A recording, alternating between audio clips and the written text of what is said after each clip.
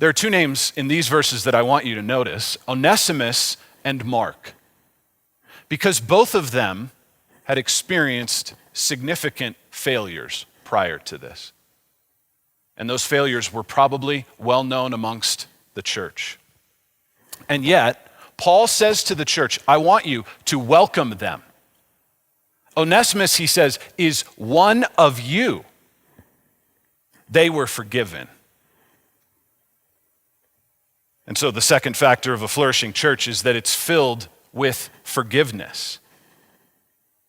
It's one of the foundational realities of the church. We have been forgiven. And so we too ought to be lavish in our forgiveness. Harvard's researchers say that those who attend religious services are 87% more likely to have high levels of forgiveness than those who don't. There's been other interesting research too about forgiveness. Scientists have observed what they call conciliatory behavior in many different animal species. The bulk of the research has been on primates like gorillas and chimps, who often follow confrontations with friendly behavior like embracing or even kissing. Scientists have observed similar behaviors in non-primates like goats and hyenas. The only species that has so far failed to show outward signs of reconciliation, you'll love this, domestic cats.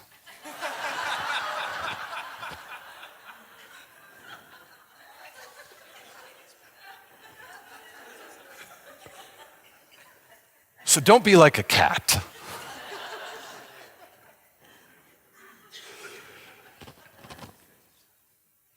But the forgiveness that Paul encourages the church in Colossae to extend to these men was significant. These weren't small grievances that he was asking them to overlook. Onesimus was a former slave of Philemon. Now, slavery was common in most cultures in the ancient world and different in many ways than the horrors of the slave trade of the 18th and 19th centuries. Now, while there were undoubtedly injustices that existed, most and many first century slaves were more like household servants, employed by their master, some willingly. For many, it was a pathway out of poverty. Onesimus was likely this kind of slave, and for reasons we don't know, earlier in his life, he had fled from Philemon and perhaps stole from him. He eventually found his way to the Apostle Paul, who led him to faith in Jesus. And then Paul wrote a letter to Philemon, personally urging him to receive Onesimus back as a brother in Christ, no longer as his slave, to forgive him. Philemon lived in Colossae and was a part of the church there. So when the church received this letter, they would have known about Onesimus. They would have known his story, his past. He was, in the first century, considered a criminal who had defrauded one of their members and friends. And Paul says of him, he is one of you. Onesimus is forgiven and free. Mark had a falling out with Paul himself. During one of their missionary journeys together, they were traveling companions. Mark deserted Paul. And then they separated, and Paul thought it was unwise for Mark to continue on in the work with him. And then at some point, between that moment, which is told to us in the book of Acts, and this moment, they reconciled. Paul was able to forgive Mark and get over what must have felt like a deep personal betrayal, and then to encourage the church to welcome Mark. This is the man who wrote the biography of Jesus that we call the Gospel of Mark. How thankful are we today that Paul was able to forgive him? You even think of the Apostle Paul, who before he had had this supernatural encounter with Jesus, had ordered the execution of early Christians. He ravaged the church. And yet Paul is welcomed as a brother, as a leader, as someone who the early church looks to for guidance and teaching.